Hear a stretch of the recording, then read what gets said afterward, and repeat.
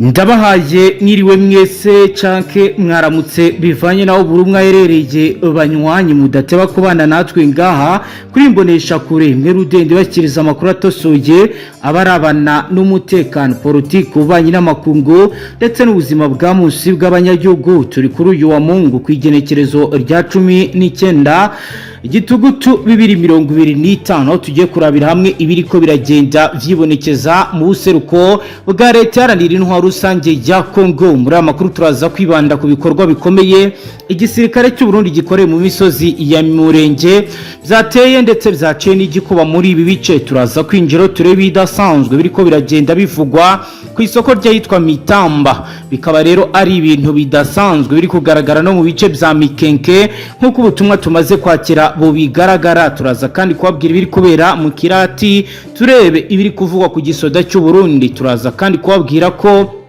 Kisekedi Chilombo yaburiwe ko ashobora guterwa kudeta ikinshasa. Turaza kubyinjira mu turebe ibingi biri gutangazwa kuri ibi bikaba rero byatangajwe ubwo na Cyril Ramaphosa aho yaburiye mugenzi wa Repubulika Iharanira Demokarasi ya Kongo. Turaza kandi kubabwira ko abarundi bakoze igikorwa kigayitse nyuma y'ibyatangajwe na Munyakazi Sadate Bujumbura bere bidasanzwe biturutse kuzatangajwe n'uyu mugabo. Turi buze kandi kubabwira ko Repubulika ya Demokarasi ya Kongo imitwe itatu yitwaje intwaro iri gushinjwa ubugizi bwa nabi ku basivili nkuko amakuru atugeraho ariko aragenda abigaragaza. Turaza kandi kubabwira ko umunyapolitike Setiki Kuni yarekuwe nyuma yifatwa ryateje induru. Turaza kubyinjiramo mu buryo bwirambuye tubabwira ibiriko biragenda bitangazwa kuri iyi ngingo. Ikaze ku rupapuro rw'amakuru turebere hamwe ibiriko biragenda vyibonekeza mu gihugu cya Repubulika Iharanira Demokarasi ya Kongo. Amakuru yacu tuyaheri Murenge, kandi niba uwo dukurikiye bwa mbere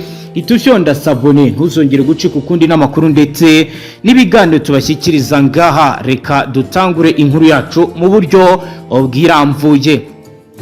Ingabo z'u Burundi zakoreye abanyamurenge igikorwa cyababaje abatari bake by'umwihariko bari mu misozi y'Umurenge. Abanyamurenge bari berekeje ku isoko rimwe, bakaba rero bavuze ko ibintu bikomeje kugenda biba bibi cyane bizibanze cyane ahitwa Mitamba. Barimo umwe wagaragaje ibyabaye uhereye mu bice bikigenzurwa n'ingabo za leta. Abasirikare b'u Burundi bigaruriye inzira, igikorwa cyafashwe nk'ubugome budasanzwe. N'amakuru akubiye mu butumwa bwanditswe bwatanzwe n'umwe mu bagaragaje ibiri gukorwa n'abasirikare b'u Burundi, aho yagize ati kuri uyu munsi wa gatandatu w'indwi ku igenekerezo rya 18 igitugutu 2025 twari twerekeje ku isoko mu Mitamba, ari naryo soko iyo rimwe dusigaranye tuboneramo ibintu byose byibanze: umunyu, amavuta y'isukari n'amasabune. None abasirikare b'u Burundi batugaruriye mu nzira. Ubutumwa bunagaragaza ko bagaruriwe mu gice cyitwa Mikarati, ari nacyo izi ngabo z'u Burundi zeruka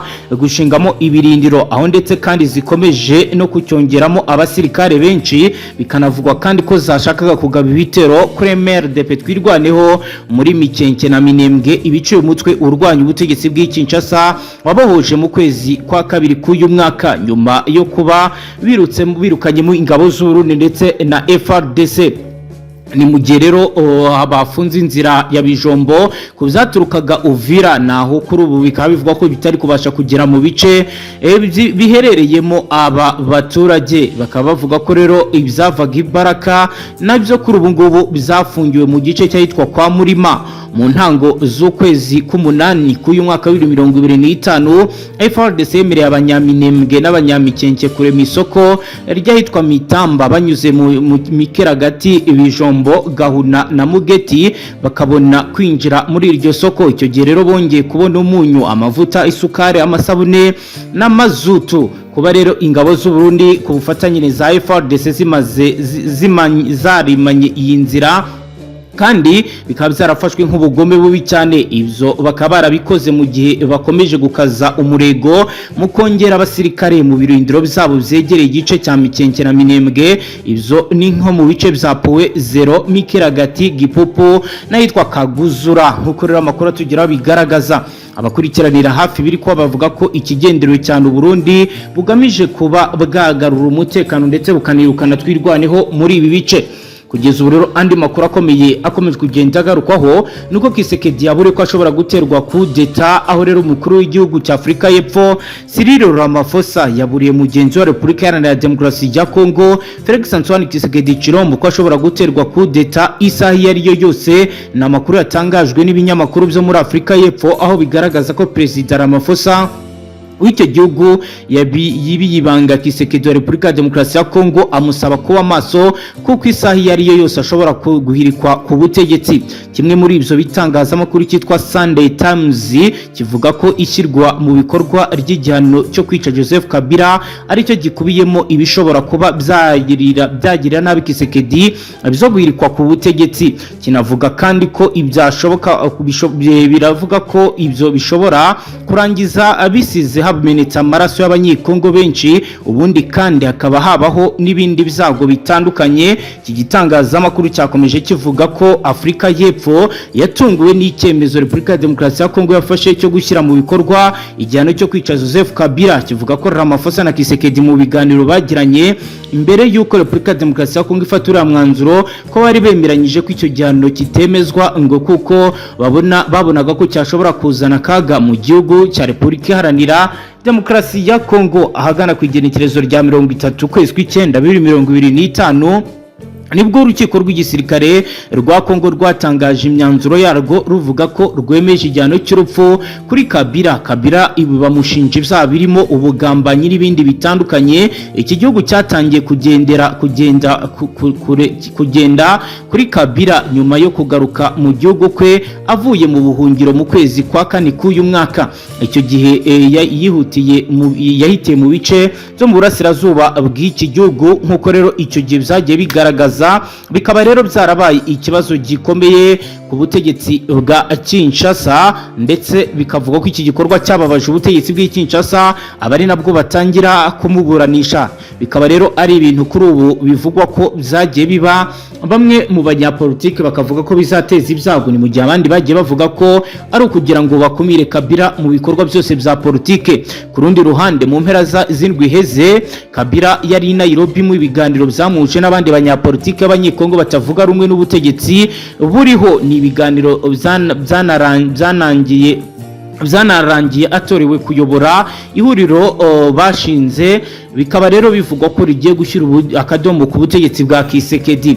Zanasobanuwe ko nta kindi rigamije usibye kuvana iki gihugu cya Repubulika ya Demokarasi ya Kongo mu bagiteye akaga. Bagaragaza ko ubutegetsi bwa Perezida Kisekedi bwagiteje ibibazo bikomeye. Kugeza ubu rero andi makuru ahari akomeje kugenda agarukaho nuko rero kuri ubu hashobora kuza kuvamo ibibazo bikomeye nyuma y'ishingwa ry'uyu mutwe. Dukomeje n'aya makuru, reka tubabwire ko abarundi bakoze igikorwa kigayitse nyuma y'ibyatangajwe na Munyakazi Sadate, nk'uko amakuru ahari ari kugenda bigaragaza.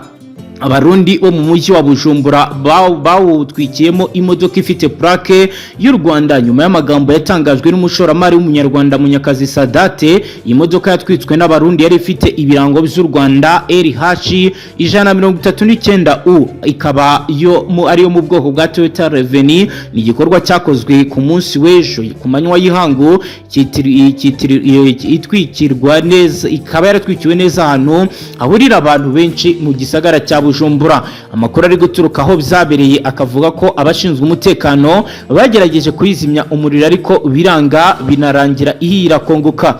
Ababibonye bavuze ko iki gikorwa kigayitse gifitanye isano n'amagambo aheruka kuvugwa n'umushoramari w'umunyarwanda Munyakazi Sadate. Amagambo yafashwe nabi n'abaturage bamwe b'u Burundi. Sadate ubwo yaganirizaga urubyiruko rwo mu karere ka Kicukiro yavuze ko abanyarwanda bakwiye gukora cyane ku buryo mu bihe biri imbere bazaba ari bo batanga akazi ku baturanyi babo. Yagize ati tugomba gukora cyane ku buryo tuzaba abakire, ku buryo abarundi bazaza gukora imihanda yacu, abanyekongo bakaza gukora indi mirimo mito kuko tuzaba twabasize cyane. Ubwo yabivugaga hari ku igenekerezo rya 12 Gitugutu 2025. Amakuru akimara gutangaza byahise rero bitangira gukwirakwira ku mbuga ngurukana bumenyi, bituma bamwe mu baturanyi b'u Rwanda babyakira nabi, bakavuga ko birimo kubashotora. Hagati y'inzego z'umutekano z'u Burundi zahise zitangaza ko zatangiye kubikoraho iperereza mu rwego rwo kugira ngo hamenyekane uruhare rwabyo n'impamvu nyamukuru yo kubivuga mu gihe inzego z'umutekano z'u Rwanda zo zitaragira icyo zitangaza kuri ibi. Abakurikiranira hafi abavuga ko amagambo y'abayobozi n'abashoramari agomba kwitonderwa kugira ngo atongera guteza umwiryane hagati y'ibihugu by'ibituranyi nk'uko byagiye bigaragara mu bihe bitandukanye byatambutse, harimo ko Uburundi bwafunze imipaka yabwo iruhuza n'u Rwanda. Akaba rero ari ibikomeje kugenda bitangazwa mu gihe andi makuru akomeye ahari tugiye kubagezaho nuko imitwe itatu yitwaje intwaro ya Wazalendo isanzwe ifatanya n'ingabo za Repubulika Iharanira Demokarasi ya Kongo guhangana n'ihuriro Alliance Fleuve Congo AFC rirwanya ubutegetsi bw'iki gihugu iri gushinjwa guhohotera abasivili mu bice byo muri teritwari ya Masisi mu ntara Kivu y'Amajyaruguru bigenzurwa n'uruhande rwa leta. Bikubiye mu nyandiko yashyizwe hanze ku wa gatatu ku igenekerezo rya 17 Gitugutu 2025 aho yanditswe n'ubuyobozi bwa gakondo bw'abahunde mu ntara Kivu y'Amajyaruguru. Ni inyandiko igaragaza ko igenewe abayobozi bakuru b'ingabo n'ubuyobozi bw'intara ya ruguru bavuga ko iyi mitwe yitwaje intwaro y'abarwanyi ba Wazalendo yibasiye abaturage ikabagirira nabi ikabambura utwabo yitwaje ububasha ifite. Iyi mitwe ni uwitwa UPDC uyobowe na Noah Machano, mu gihe undi nawo uyobowe n'uwitwa Kigungu witwa Pareko FF. Iriya nyandiko ikomeza ivuga ko iyi mitwe yagiye ihonyora uburenganzira bw'agateka kazina muntu k'abasivili. Banagaragaza kandi ko iyi mitwe igenzura ibice biherereye mu bwami bwa Buhunde, ko ikusanya imisoro mu buryo bunyuranyije n'amategeko no gukoresha kandi magendo mu gucukura amabuye y'agaciro, ndetse kandi aba barwanyi bongeye ku gahato imisoro ku bagenzi, ndetse kandi aba barwanyi bongeye kugahato imisoro ku bagenzi amafaranga y'abanyekongo ari hagati y'ibihumbi 2 biri buri mugenzi wese unyuraha, kuko ari ibintu bikomeje kugenda biba ikibazo gikomeye. Nkuko rero bakomeje kugenda babitangaza bakagaragaza ko ari ikibazo gikomeye kigomba gushakirwa umuti mu maguru mashya. Kugeza ubu rero umunyapolitike Kuri yarekuwe nyuma y'ifungwa rye ryateje induru zikomeye. Irekurwa rye rikaba rije nyuma y'amasaha menshi y'igerero nyuma y'ifatwa rye akigera ku kibuga cy'indege cya Njiri Kinshasa avuye i Nairobi muri Kenya. Kuwa gatandatu ku igenekerezo rya 18 Gitugutu 2025 umunyapolitiki utavuga rumwe n'ubutegetsi Kuri wahoze ari umukandida ku mwanya wa perezida yatawe muri yombi ageze ku kibuga cy'indege mpuzamahanga cya Njiri. Abavandimwe bavuga ko yari atashye avuye i Nairobi aho yari yitabiriye inama yashingiwemo umutwe mushya w'abatavuga rumwe n'ubutegetsi bise Savo la République démocratique du Congo watangijwe n'uwahoze ari umukuru w'igihugu Joseph Kabila Kabange. Kuri ubu rero akaba ari amakuru ari kuba mu gihe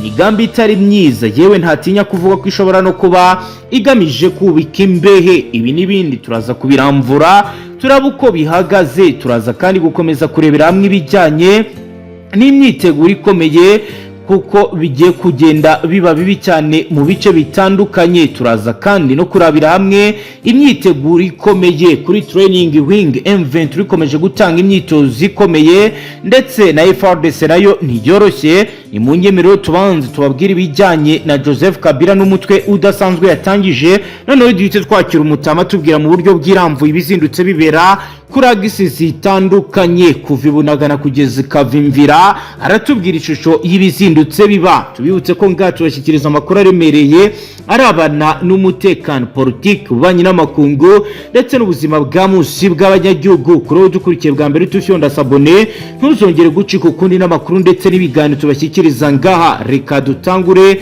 inkuru yacu mu buryo bw'iramvuye. Turatangira tubabwira ko abanyapolitike batavuga rumwe n'ubutegetsi bwa Perezida Felix Antoine Tshisekedi Chilombo Repubulika Iharanira Demokarasi ya Kongo bashinze umutwe wa politiki ugamije kumurwanya bise Mouvement Savant de la République démocratique du Congo. Nkuko rero bigaragara uyu mutwe washingiye Nairobi muri Kenya, aho aba banyapolitike barangajwe imbere na Joseph Kabila Kabange uyobora Repubulika ya Demokarasi ya Kongo hagati y'umwaka 2001 na 2019 bari bamaze iminsi 2 bakorera umwiherero biganiro i Nairobi muri Kenya. Kabila wabahurije hamwe nyuma y'ibyumweru bibiri ubutegetsi bwa Kinshasa bumukatiye urwo gupfa nyuma yo kumuhamya ibyaha birimo kugambanira igihugu, kujya mu mutwe ugambiriye gukuraho ubutegetsi ndetse n'ibyaha by'intambara. Usibye uyu munyapolitike, abandi bitabiriye umwiherero washingiwemo uriya mutwe harimo Matata Ponyo Mapono wigeze kuba minisitiri w'intebe wa Repubulika ya Demokarasi ya Kongo, Seti Kikuni wahatanye na Kisekedi mu matora y'umukuru w'igihugu yo muri 2023, ndetse na Frank Diango umaze igihe kinini yarahungiye mu Bubiligi. Umwe mu myanzuro w'iriya nama uravuga ko abayitabiriye bamaganye kuba Perezida Felix Antoine Kisekedi akomeje gushaka uko yagira ububasha bwose ku gihugu wenyine. Bagaragaza ko bashyigikiye gahunda yabo y'abamusenyeri ba Kiliziya Gatolika na Anglikani nk'uko igihugu haba ibiganiro bihuza abanyekongo.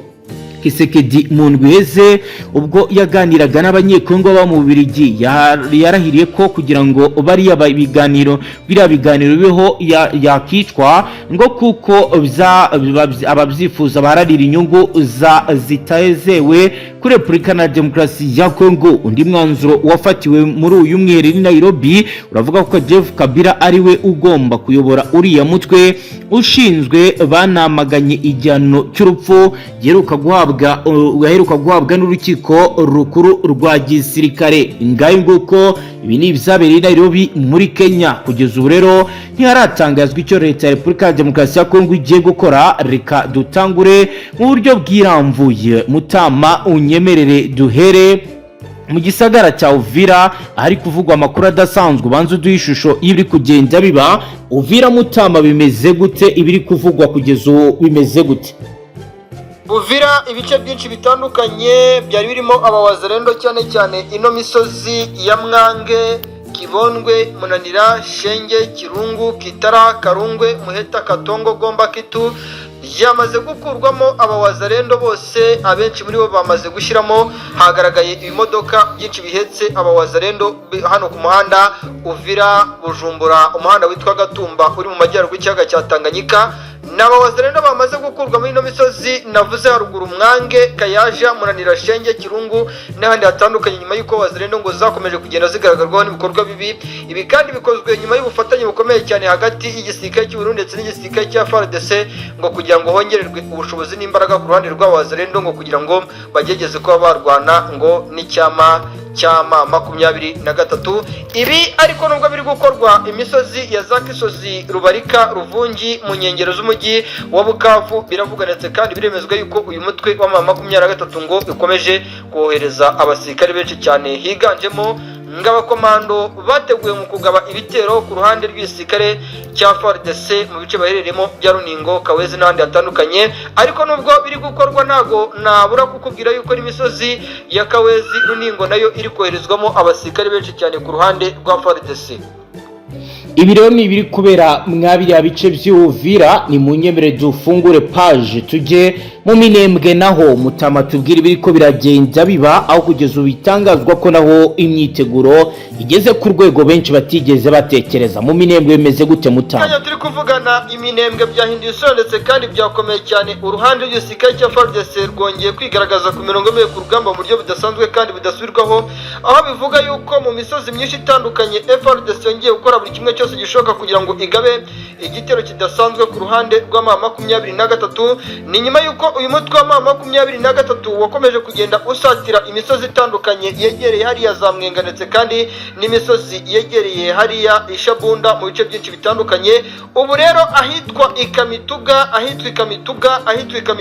Iminembwe urugamba rwabaye ihurizo. Urugamba rwongeye kuba ikitwa Maragasa kuko biravuga yuko FARDC yagabye ibitero bidasanzwe iturutse mu byerekezo bya Minembwe ahitwa Fizi, aho bivuga yuko abasirikare bagabye ibitero baturutse mu byerekezo by'ahitwa Maza ndetse n'ahitwa Bitumba no misozi ya za Mayamoya ngo bakazamura kwambura imisozi y'abasirikare n'ubundi baje kwisanga bari mu misozi ya Kamituga mu birometero navuga yuko atari bike ariko nanone atari birebire cyane kuko bivugwa ndetse kandi byemezwa yuko iki gitero FARDC yagiteguye mu buryo bwo kugira ngo yirengeye cyangwa se yirwanire kuko uyu mutwe wa M23 wafashe ibice byinshi bitandukanye byegereye hariya Zanzibar ndetse na Mwenga, aho ubona yuko umusozi wa Kamituga uri strategique bashaka kuwambura uyu mutwe muri iriya misozi ya Minembwe, ndetse kandi bikaba no kugaragara yuko ahariya mu misozi ya za Arimba ndetse n'ahandi hatandukanye mu nkengero za Mwenga ndetse no Mwenga ubwayo icyitwa FARDC ikomeje kurwana urugamba rudasanzwe rwo gukura uyu mutwe muri bice, ariko bikavuga yuko bishobora kuza kugorana cyane ubonye abasirikare ba M23 ngo bari kurwana urugamba rumeze nkaho ari urugamba rwo kuba rwose bari butanga ikiguzi cyose gishoboka, cyane cyane ko cyo gutsinda FARDC, nubwo FARDC ubona yuko yagarukanye ingamba zidasanzwe zo gukoresha Fdnb ku mirongo imbere ku rugamba. Nibiri kubera mwabiriya bice zo muri Minembwe ni mu nyemerero page y'amakuru yacu twihuse cyane tuyikomereze n'ubundi muri territoire ya Rucuru, agace kahereyemo imirwano kuri ubu ngubu bivugwa ndetse binagaragara ko gashobora kuzana ko kubisibaniro ry'imirwano mu gihe hatagira igikorwa. Rucuru bimeze gute Mutamba? Imirwano yongeye gukomera ndetse kandi imirwano yongeye muri Rucuru rero amakuru ahari gato mbere ko tumuha umwanya wiramvuye iravuga ko hari gutangirwa n'imyitozo ikomeye ibishobora kuza gutuma n'ubundi urugamba rushaho gukomera cyane. Mutama wakomeza. Rwanda yongeye kumenetse kandi yongeye guhindura isura hagati y'icyama cyama 23 ndetse kandi n'uruhande rwa FARDC muri Rushuru, ni nyuma yuko mama 23 yari yaramukiye mu cyitwa deployment cyangwa kuzana abasirikare hariya za Rwamarehe ndetse no misozi ya za Karimbo, ariko aka kanya turi kuvugana biravugwa ndetse kandi biremezwa yuko ahitwa za Kinyambuhu, Burego, Buzingo ndetse no mu tundi duce twegereye ikiyaga cya Edouard biremezwa yuko uyu mutwe wabyukiye muri operation zidasanzwe nyuma yo kumenya yuko ibice byose bitangatanzwe n'ikiyaga cya Edouard by'umwihariko iriya misozi ya Zabwera ndetse n'utundi duce dutandukanye. Uyu mutwe ngo wamenye amakuru yuko FARDC yamaze kwashyitsa abasirikare mu buryo bukomeye ndetse kandi bw'ibanga bidasubirwaho. Rero ubu imirwano yibasiye uduce dutandukanye twa Rwamarehe ndetse kandi n'udusozi twa Burengo, ni nyuma yuko kandi iyi misozi ya Burengo uyu mutwe hafi yaho muri ya misozi ya za Kiyenzi, Ishasha n'ahandi hatandukanye hafi y'umupaka w'igihugu cya Uganda n'igihugu cya Repubulika Demokarasi ya Kongo, uyu mutwe wari waramukiye muri deployment zidasanzwe zo kohereza abasirikare bavuye hariya za Kashesh mu byerekezo byegera hera za Ishasha, Kiyenze baberekeza za Buzingo ndetse na za Rwamarehe. Ubu rero imirwano yahinduye isura nyuma yuko udusozi twitwa Rwamarehe, Buzingo bivuga yuko aha hari haramaze gushyitwa abasirikare b'abawaziretse kandi n'aba FDLR benshi, bikavuga yuko rero aba ari bo bakomye mu nkokora ku rwego rudasanzwe uruhande rw'igisirikare cya FARDC ndetse ku ruhande rw'igisirikare cy'umutwe wa 23, aho bivuga yuko kandi ngo imirwano uretse kuba yagaragayemo wazarendo ngahubwo yagaragayemo n'abasirikare ba FARDC. Bivugwa yuko rero uyu mutwe wahise unohereza abasirikare benshi cyane mu misozi ahitwa za Kivungira, ahitwa za Mabenga, Busagiri n'ahandi hatandukanye kugira ngo icyitwa Rushuru bakirinde, kuko bari gukeka yuko ngo FARDC ishobora kuba ifite gahunda yo kumanura abasirikare benshi cyane iberekeza za Nyarutembe ndetse no misozi ahitwa za Rubugururi n'ahandi hatandukanye za Kivungira na za Kisaro muri Rushuru, nyuma yuko FARDC ngo iri gushaka kurwana mu buryo bukomeye kandi budasubirwaho bitewe n'imbaraga zidasanzwe bazanye hano muri Rushuru. Nibiri kubera rero mwabiriya bice vy'Urucuru, ndagira ngo duhite dukomeza n'ubundi tuje iwarikare naho nkuko mubiziro banywanya amazi iminsi naho hagaragara ihungabana ry'umutekano ku giti gira intangere, nkuko rero Mutama ari buze gukomeza bitubwira iwarikare ntabwo ibintu ari sawa, ibintu bikomeje kuba chambarde. Warikare bimeze gute Mutama? Byongeye kubihuriza ndetse kandi byongeye gukomera cyane nyuma yuko FARDC yongeye kugaba igitero ku ruhande rw'umutwe wa 23 mu misozi y'Iwarikare, nkuko amakuru ari guturuka Iwarikare ibintu byongeye kuba ihuriza ndetse kandi byongeye gukomera cyane. Ubu turi kuvugana imirwano yongeye gukomera cyane mu bice bya Warikare ahitwa Busisi, niho urugamba rwongeye guhinamira ndetse kandi niho urugamba rwongeye gukomera cyane. Ni nyuma yuko umutwe wa 23 bivuga yuko hari abasirikare bari bamaze gukura ahitwa ahitwa za Masingu ndetse no mu byerekezo bya Musenge ukabazamura ahitwa za Mikoro na Itebero. Abangaba ngo yari ifite gahunda yo kubazamura mu byerekezo bigana ahitwa za Busisi ndetse n'ahitwa Inyenzira, ariko ngo igisirikare cya FARDC kimenye amakuru akomeye cyane yuko uyu mutwe uri gutegura ibitendo bidasanzwe ndetse kandi n'intambara idasanzwe muri ibi bice. Biravuga ndetse kandi biremezwa yuko aricyo cyatumye uyu mutwe ugira gutya ndetse kandi ugira gutya ukagabwaho ibitero simusiga n'uruhande rwa FARDC ku basirikare baturutse hariya za Mubanda. Bivuga yuko abenshi muri bo hari higanjemo abacancuro, bikanavuga yuko kandi ibi FARDC bikoze nyuma yuko hari abasirikare benshi bari batangiye gukurwa za Mpofi, Kigoma, Ishunga bamanurwa mu byerekezo byara za Taweza berekezwa neza cyane ndani ya ndani mu isantere ya Warikare, nk'uko amakuru ari guturuka ku mirongo ku rugamba. Urugamba rwakomeye ndetse kandi rwabaye ihurizo muri Warikare. Aka kaya turi kuvugana, ariko nubwo imirwano yakomeye ndetse kandi yabaye ihurizo hari za Nyasi ndetse na Busisi, biravuga ndetse kandi biremezwa yuko FARDC igikomeje kwerekeza kudiployinga abasirikare ahitwa Karushi, Rukisa hafi y'umuhanda route nationale 501 ndetse n'ahitwa za Burindu mu byerekezo bya Warikare mu barasirazuba bwa Warikare. Nk'uko amakuru ari kuvuga yuko FARDC yo ikomeje gutanga igishoboka cyose, byaba ari igitambo cyo kugaragaza yuko ishaka kurwana ndetse kandi no guhatana mu buryo budasubirwaho kandi buri kugaragara ku rugamba. Nibiri kubera rero mwabiya bice tudatinze byumvikana n'ubundi mu bice byegera hangaho Rubero, naho urugamba rurakomeye kandi rurakomeje. Mutama, Rubero bimeze gute? Kanya turi kuvugana iminembwe byahinduye isura ndetse kandi byakomeye cyane. Muratubabarira ni Rubero yongeye gukomera ndetse kandi imirwano yongeye guhindura isura mu bice byinshi bitandukanye bya hano muri Kivu ya ruguru, cyane cyane mu misozi y'Rubero. Ni nyuma yuko FARDC ku munsi w'ejo yagabye igitero ku ruhande rw'umutwe wa M23 mu byerekezo bigana za Arimbongo ndetse kandi no mu bice byinshi bitandukanye byegereye Arimbongo. Cyane cyane bivuga yuko imirwano yakomereye mu bice byinshi byahariye hafi y'umuhanda route nationale 5 uva Rubero werekeza Arimbongo. Birumvikana yuko ari ku muhanda Rubero Musenene ugana za Kimburu ndetse n'imisozi yegereye ahitwa za Baronge utibagiye Kamukahere. Ubu rero turi kuvugana imirwano muri Rubero, biravugwa ndetse kandi biremezwa yuko yagaragaye mu gace kitwa Katiri ndetse n'ahitwa Shondo. Nk'uko amakuru ari kuvugwa ngo nuko ku ruhande rwa FARDC abasirikare bagabye igitero ari abaturutse ahitwa Busese baza guhura hamwe n'abasirikare b'umutwe wa M23 baturutse Uhevi, abandi bazamuka mu byerekezo bigana za Masireke bahurizamo hamwe n'uruhande rw'abasirikare ba FARDC. Ngo urugamba ruza gukomera cyane ahitwa Katiri ndetse n'ahitwa Shondo, nk'uko amakuru ya Rubero akomeje kugenda atugeraho yuko urugamba rwakomeretse kandi rwabaye ihurizo. Ibi bibaye kandi nyuma yuko FARDC ikomeje gukora buri kimwe cyose gishoboka kugira ngo igabe ibitero ku ruhande rw'uyu mutwe wa M23 mu bice byinshi bitandukanye bya no muri Kivu ya ruguru, mu bice byinshi bitandukanye bikomeje kuberamo imirwano idasanzwe ndetse kandi imirwano ikomeje kugenda ikomera cyane uko umunsi ugenda uza haza undi. Wari ugana abahagarariye leta ya Congo n'uhagarariye M23, abahagarariye umuryango wa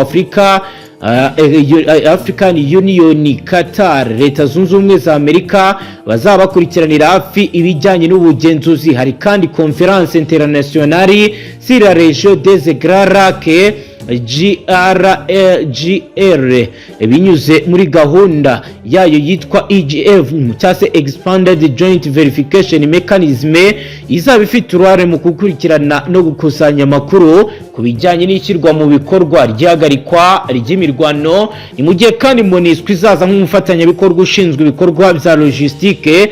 Nk'uko rero bigaragara, intego nyamukuru ni ukugenzura ishyirwa mu bikorwa ry'ihagarikwa ry'imirwano burundu, kwemeza ko nta ruhande na rumwe rwongera gushoza intambara no guhana amakuru ajyanye n'ibishobora kuba bizarenze kuri aya masezerano, kwemeza ko EGVM ifite uburenganzira bwo kugera ku mpande zombi z'imirwano kugira ngo bakurikirane neza ihagarikwa ry'imirwano, uburyo rishyirwa mu bikorwa. Hari kandi gusuzuma, kugenzura no kwandika amakuru ajyanye n'ibyaha cyangwa ibikorwa byo kurengera amasezerano. Hari kandi gutanga raporo z'icyumweru ku bikorwa byose byagiye bigaragara nk'ibikomeje kugenda biba ikibazo gikomeye bikaba binyuranya n'amasezerano. Hari kandi gufasha gushyiraho uburyo bwo gutabara byose mu gihe habaye ibitero cyangwa ikibazo gishobora gusubiza inyuma ihagarikwa ry'imirwano. Hari mekanizme ishobora kuba yagaragara kandi ikaba ikibazo gikomeye,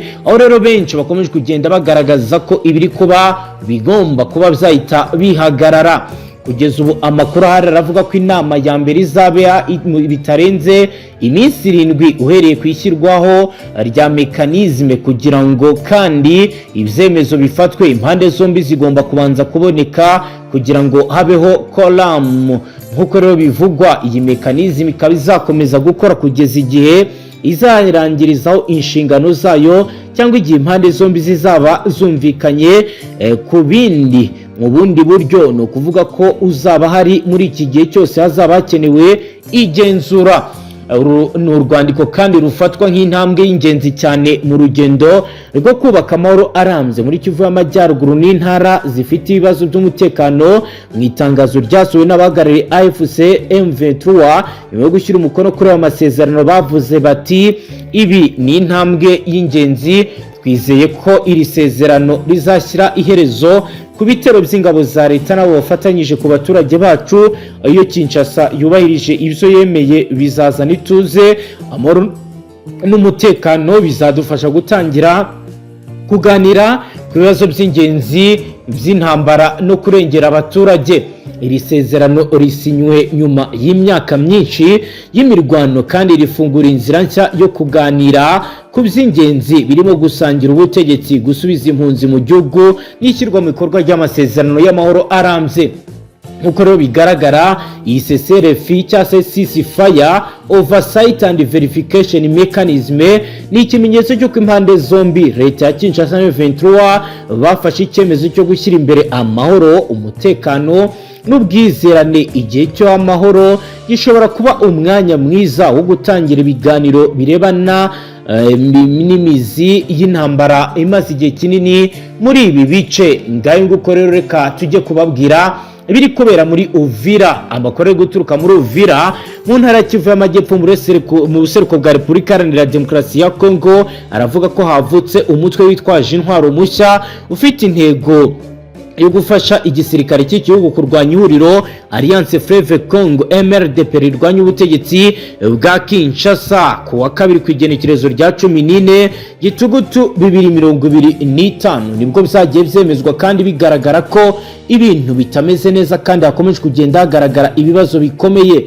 Ni nk'uko rero bivuga ibiro byo gutangaza uyu mutwe, kuko amakuru akomeza bivuga byabereye mu gace kayitwa Rugenge Uvira muri Kivu y'Amajyepfo. Ni ibirori byitabiriwe n'abayobozi batandukanye bitwa Wazarendo. Uyu mutwe mushya w'abarwanyi uyobowe na Pascal Biriho wahise uniha ipeti rya generali. Mu bisobanuro yahaye abitabiriye uwo muhango yavuze ko intego yabo ni ugufatanya n'igisirikare cya Repubulika ya Demokarasi ya Kongo FARDC kurwanya MRDP. Twirwaneho Mutama wakomeza n'andi makuru.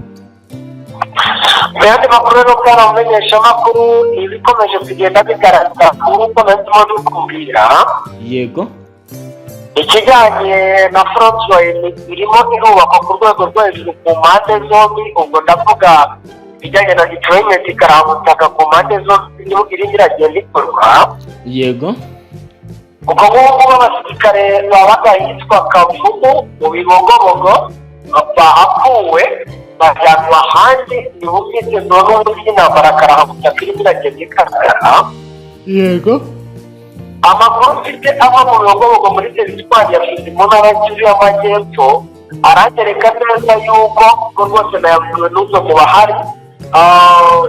nyuma y'uko hano uwitwa Koloneli Rubara ahavuye Ntagawa ngo ahamagajwe igitaraganya ahitwa Imbaraga, akaba yahamagajwe ngo na kompanyi y'abasirikare yabaga n'ubundi Kavumu, ngo bahise bahava. yego, noneho aho bajyanwe biragaragara neza yuko ari kwitegura imirwano ikomeye cyane, kuko muva nk'uko Bibogobogo yari isanzwemo n'ubundi abarwanyi cyangwa se n'amabatayo ebyiri z'ingabo z'Uburundi zikaba zari zisanzwe n'ubundi zigaragaza neza yuko zirimo ziritegura imirwano. Rero batangiye gukwirakwira mu bice bitandukanye n'ubundi byinshi birebire ya Fdnb, ariko bivuga yuko ari ukwitegura leta. Yego.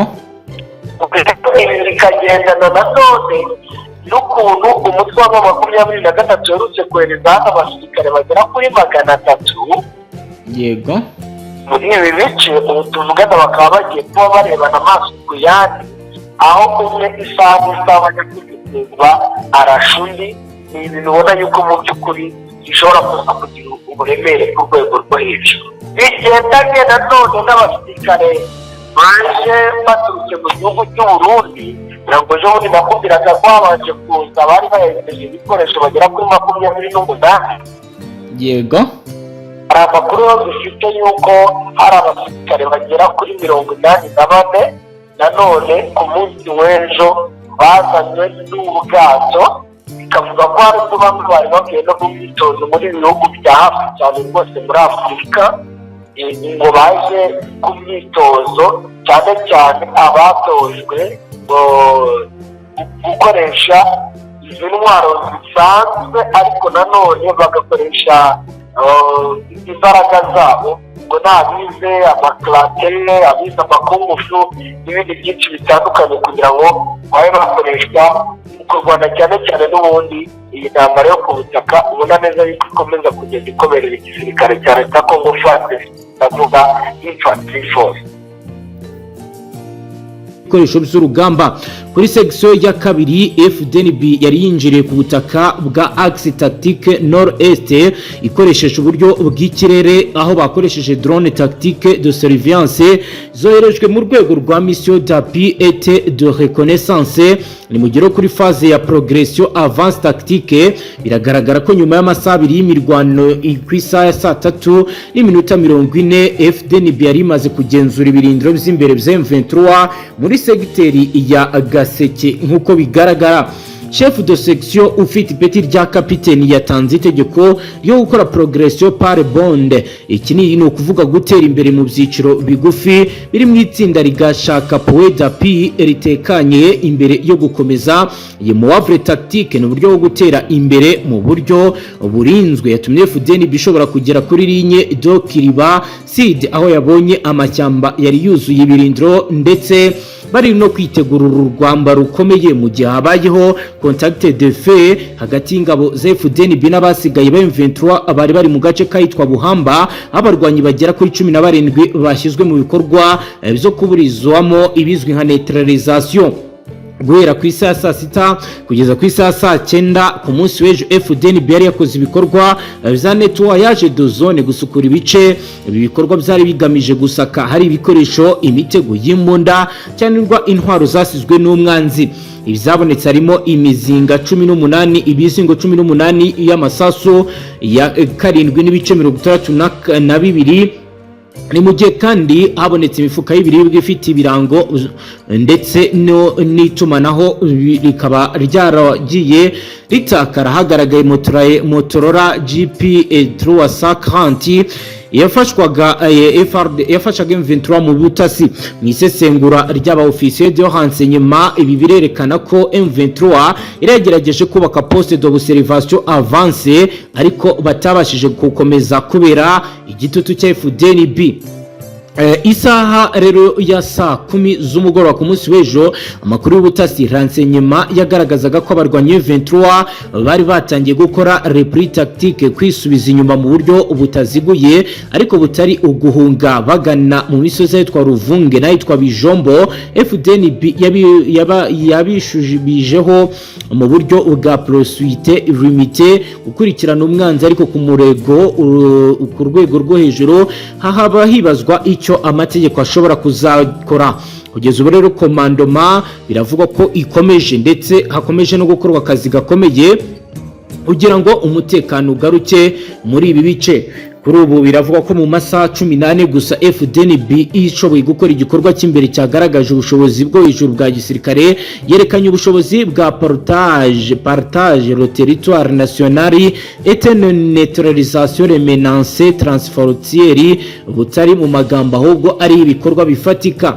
Operation Kivu Sécurisé yabaye urugero rwerekana ko mu gihe cyo kuvana umwanzi ukumwica no kumwambura ubushobozi, Fdnb yerekanye ubuhanga bwo kurwana no kurinda imbibi mu mucyo ndetse bikurikije amategeko mpuzamahanga. Ibiro ni biri kwa mugiye n'ubundi mu Burundi ari kuvugwa n'aya makuru. Reka tujye kuri dossier ya Alain Guillaume Bunyoni kuri ubu mu bibazo bikomeye, aho rero amakuru ari guturuka mu gihugu cy'u Burundi kuva mu ndwi ziheze yateje impagarara mu banyapolitiki, abashinzwe umutekano ndetse n'abaturage b'iki gihugu, ndetse n'ibiri kugaragara ku mbuga ngurukanya na bumenyi zitandukanye bizari byatangajwe General Alain Guillaume Bunyoni aho zari umushikiranganje wa mbere w'u Burundi yajyanwe mu bitari gitaraganya nyuma yuko atabarijwe, aho bivuga ko yajyanwe igitega nyuma y'iminsi 5 avanwe muri gereza aho yari afungiwe igifungo cya burundu.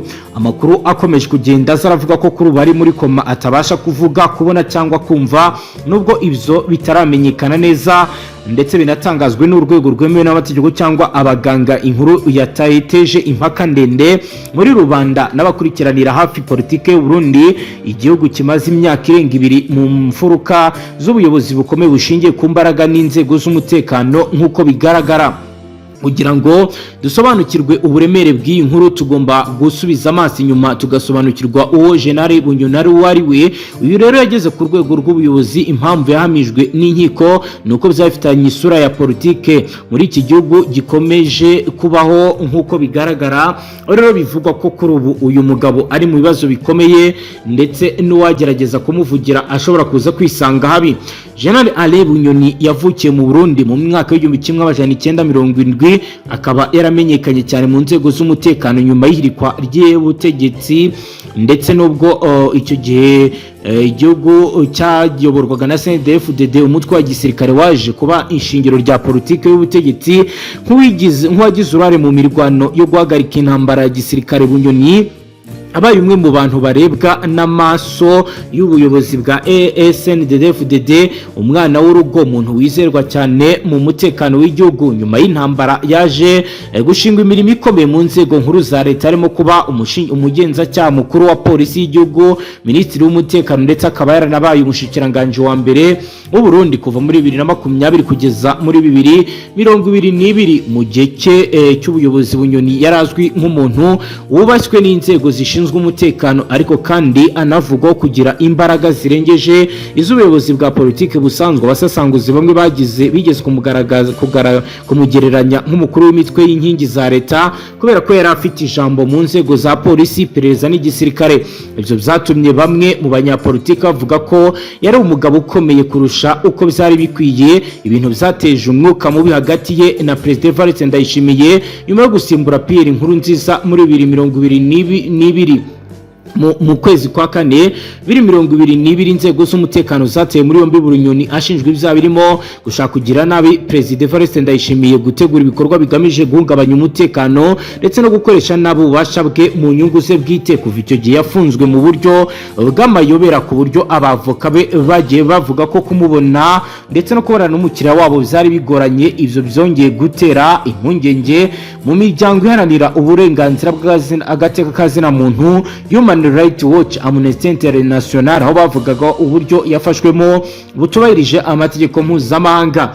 Mu kwezi kwa 12 muri 2023, urukiko rw'ikirenga rw'u Burundi rwamukatiye igifungo cya burundu nyuma yo kumamya ibyaha ashinjwa.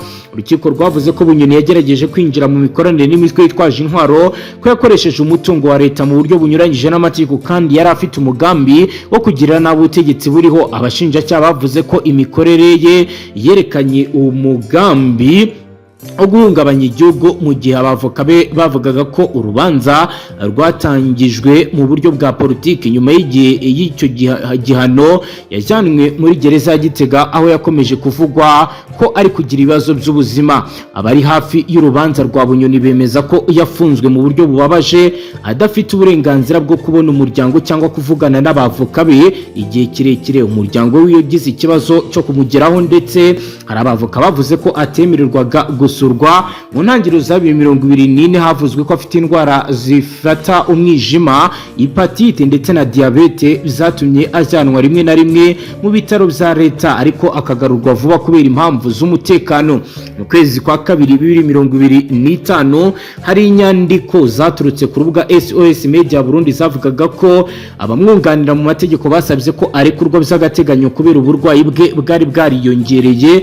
Nyamara kugeza mu kwezi kw'icyenda 2025 nta cyari cyatangazwa n'inzego za leta ku buzima bwe cyangwa Minisiteri y'Ubutabera ntacyo yigeze ivuga ku buzima bwe nk'uko rero bamwe bakomeje kugenda babigaruka ndetse banabivuga.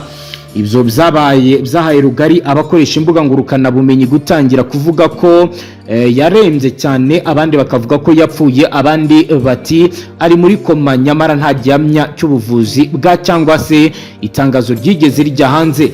Amakuru yavuga ko Bunyoni ari muri koma yatangiye gukwirakwira ku mbuga nkoranyambaga harimo Facebook, X, Telegram mu ijoro ryo kwigenekerezo rya 12 bizanatangajwe n'abarimo abantu bazwi mu itangazamakuru nk'uko bigaragara byagaragaye mu kinyamakuru African News Aggregator n'andi masoko atandukanye y'amakuru yo mu karere. Bavugaga ko Bunyoni yajyanwe mu bitaro bya Gitega nyuma y'iminsi 5 avanwe muri gereza kubera uburwayi bukomeye butuma atabona, atavuga ndetse ntiyumve. Ariko ibinyamakuru bikomeye nka Iwacu Burundi, Jeune Afrique, BBC ntibyigeze byemeza ayo makuru kugeza ubu. Inkuru ziracyari muri ibi binyamakuru bindi, aha ntacyo baratangaza batangaze cyangwa se bavugane n'igihugu cy'u Burundi. Mu Burundi amakuru y'aka kanya kuri ubu rero biravuga ko abaturage bari mu bwoba, bavuga ko ubuzima bwa Bunyoni bwaburi mu marembera hatagize igikorwa nk'uko rero bimaze iminsi bigaragara. Inkuru ya General Bunyoni yaba ari muri koma rero igaragaza uburyo politiki y'u Burundi ikiri mu gihe cy'uruhurirane rw'amakuru atagira gihamya ndetse rimwe na rimwe Burundi ntibugire icyo buvuga kubiba biri gutangazwa ndetse n'ibiba biri kugenda biba mu bice bitandukanye. Ni nuko dusoje banywanyi, niba ari ubwa mbere dukurikiye itusho ndasabone ntuzongere guca gukunda n'amakuru akomeye tubashyikiriza ngaha yibanda cyane ku mutekano, politiki, ububanyi n'amakungu ndetse n'ubuzima bwa munsi bw'abanyagihugu. Hasta la vista.